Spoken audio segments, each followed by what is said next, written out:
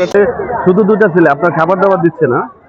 এক কাকি, আরে বহুদিন ধরে আমি দেখতেছি এখানে শুধু সারা দিন সারা এই বোতল টোকায় ক টাকা পায়। এই কাকা, আর একটা রুটি দাও, যা খাবেন খান।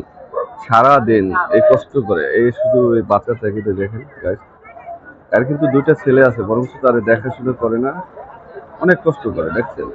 দেখেন আর মা, এক মা তো আমারও তো মা হতে পারতো নাকি? এরকম এটা এটা উচিত না।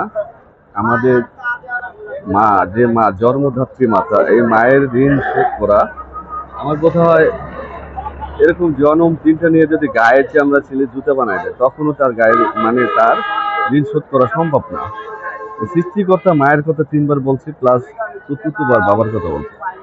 আসলে আমরা বুঝি না এই মা কত কষ্ট করে 10 মাস 10 দিন গর্ভধারণ করে এই পৃথিবীতে আনে, কিন্তু আজ দেখেন সে বাঁচার তাগিদে তার শুধু পেটের দুটা খাবারের জন্য আজকে সে সারাটা রাত এই দেখেন, এই যে বোতল বোতল টোকাচ্ছে, বোতল টোকে শুধু বাঁচার তাগিদে, শুধু সে দুইটা ভাত খাওয়ার জন্য, একটু কাপড় পরার জন্য আজকে এতটা কষ্ট করে। আসলে আমরা সন্তান, এই ধরনের কুলাঙ্গন সন্তান এই পৃথিবীতে না আসাটাই সবচেয়ে বেটার মনে করি আমি, ঠিক আছে? আমার যদি কোনো ধরনের ভুল ভ্রান্তি হয় আমার কথার মাধ্যমে ক্ষমা দৃষ্টি সুন্দরভাবে দেখবেন, আমাকে ক্ষমা করে দেবেন। কারণ সত্যি কথা যেটা চিরসত্য, পৃথিবী হলো শেষ প্রান্তে চলে আসছে। দেখছেন কি অবস্থা? এ মা আজকে বাচ্চাটা গেলে সারাটা রাত আমি দেখি, মাঝে মধ্যে আমি গাড়ি নিয়ে আসি, মানে বোতল টোকায় সে বাঁচার জন্য এগুলো করতেছে। ভাই আমাদের মতো সন্তান বেঁচে থেকে কি লাভ? কোনো লাভ নেই, এতে মরে যাওয়া অনেক ভালো, ঠিক আছে? এতে মরে যাওয়া অনেক ভালো।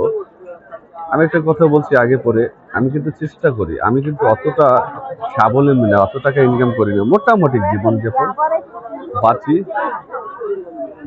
বাঁচি, মোটামুটি চলি, ঠিক আছে? যেহেতু এই এইভাবে মোটামুটি মোটামুটি যা চলমান, মোটামুটি আমি একটু কোম্পানিতে চাকরি জব করি, মোটামুটি চাকরি করি, একটা গাড়ি চালাচ্ছি, মার্কেট সার্ভিসার, ঠিক আছে? এই মাঝে মাঝে একটু কন্টেন্ট করি, এটা তো জানেন, তো দেখেন এই যে মা দেখছেন, এই মা আজকে কতটা কষ্ট করতেছে।